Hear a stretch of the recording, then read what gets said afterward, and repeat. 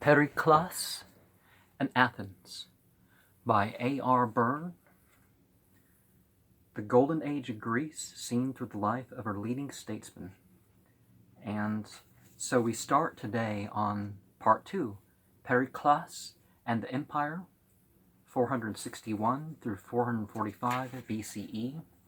And okay, we got 12 minutes, so maybe 3 pages.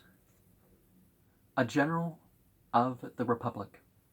A modern reader easily slips into thinking of the crisis of 462 to 461 BCE in terms of modern democratic government, as though Cimon were a prime minister defeated in a general election and succeeded by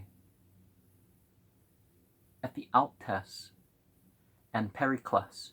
This tendency is encouraged by the way in which latter Greek writers make Cimon responsible for every figure of Athenian policy until his exile, and Pericles after it. A view followed naturally, but incautiously by some moderns. One has to remind oneself again that there was no Athenian prose literature before the last years of Pericles' life, so that the tradition which we have of him is almost entirely a tradition of Pericles as the great political leader, partially as a result of the historians of the next century early began to dramatize 5th century politics by making Pericles responsible for the whole movement in which he played a part. Pericles made peace with Persia, but not till 449 BCE, and led Athens into imperialism, war with Greeks, and defeat. Ran the argument while Cimon, as a foil, was written up as the good conservative, identified with war with Persia, friendship with Sparta, and the leadership of free and willing allies. If one ignores generalizations and keeps one's eyes on what was actually done, one is at once struck by the facts that the first attempted secessions from the League took place in Cimon's time, and that the war with Persia continued as energetically as ever for years after his exile. This brings us to a modern misconception, which rises from the equating Pericles' position with that of a modern prime minister or American president. I think he's far less of he's not really a figurehead. He's very active in things. I think the American presidents are mostly figureheads. The difference lies between the direct democracy of the Athenian city-state and representative democracy, which an Athenian would not have considered a democracy at all. Athens did not elect a parliament, or president, or a government of any kind. It elected or chose by lot sundry committees and officials, some of them very important, but in addition to calling them to account at the end of their year, the sovereign people itself directed them on all major issues at meetings of the assembly held at least 4 times in every 5 weeks. In addition to special meetings as required, the whole body of citizens, or such as chose to attend, great and small, landed propitiators, merchants, shopkeepers, employers of labor, and an increasing majority of plain manual workers, formed at once the Athenian legislature and the supreme deliberative and policy-making body. The Athenian people did not choose, but it was its own government.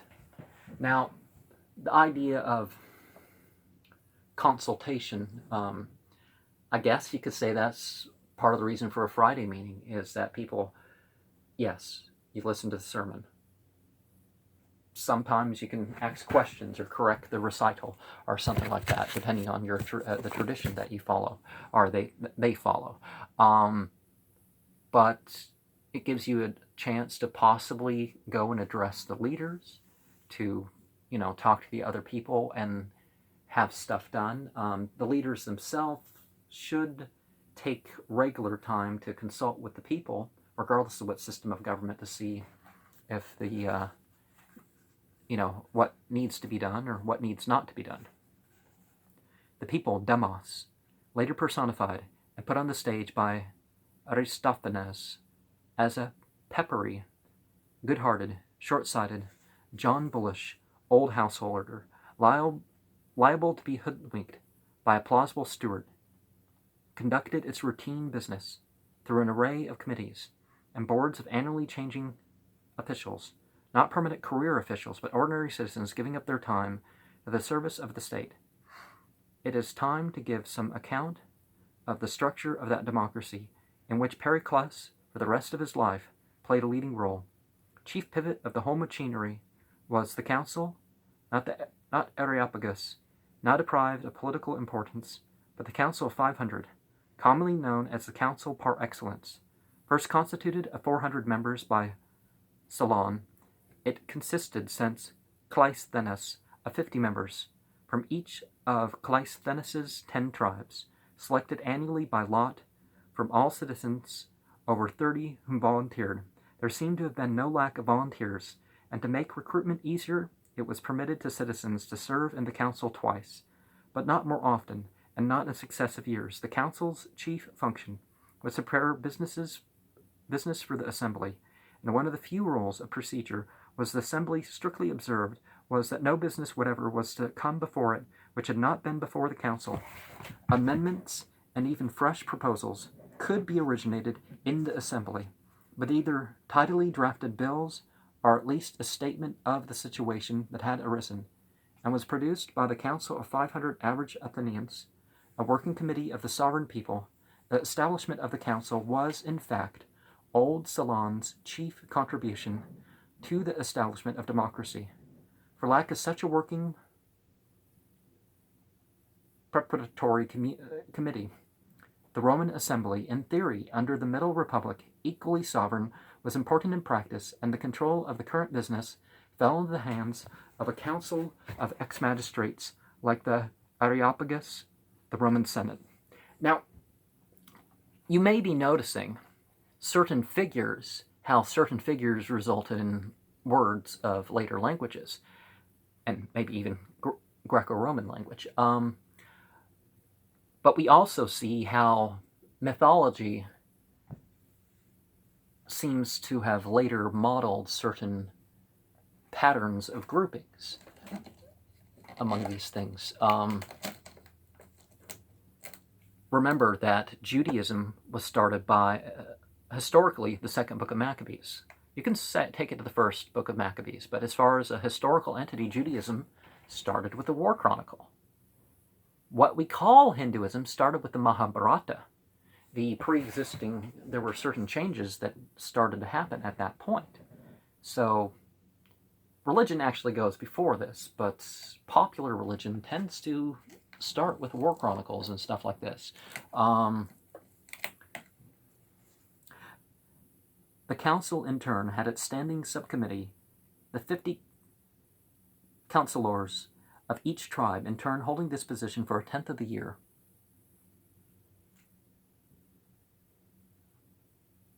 The period came to be called Praetani, or Prutanu, maybe. The councilors of the tribe, an office being called Prutanais, are presidents. One of them, chosen by lot, took office every evening at sunset as a chairman for 24 hours, during which he held the great seal of the state and the keys of the temples in which the archives, gold and silver reserve, and other treasures of the city were kept. This office was never held more than once by the same citizen. The chairman and 1/3 of the Prutanais chosen by him had to remain during the whole of the 24 hours in their official quarters in the loss or roundhouse, next to the council chamber. It was to them that the dispatches, official correspondence, ambassadors, or any news of urgent public importance were first brought. It then lay with the Prutanais to convoke the council and assembly, to inform or send for the generals, or to take such other action as might be necessary. The Prutanais prepared the order paper, programma, for the council, and the council for the assembly. In an emergency, this could be very quickly done. A mere statement of the situation that had arisen would be all that was required, followed by the reading of any written messages received, or the introduction of the envoys or messengers. After that, the routine question was, who wishes to speak? And the orators who Demos was willing to hear, some of them generals or ex-generals, some of them simply popular leaders, demagogues holding no official position, continued the proceedings. The agenda for the regular meetings must often have been quite complicated, including the complete drafts of fairly detailed bills. We have the text of many such bills, which the Assembly, judging them important, ordered to be engraved on stone for permanent record. They include such diverse items as financial business, treaties, regulation of the affairs of leagues of cities, votes of thanks or honors to individuals, or foreign communities, public works, or a charter of colony, or an endowment of a priesthood. Amendments generally began, in other respects, as proposed by this council, but, and I'm going to stop there, but let's remember that the Persians had these mythological forms before they became political forms of the Greeks.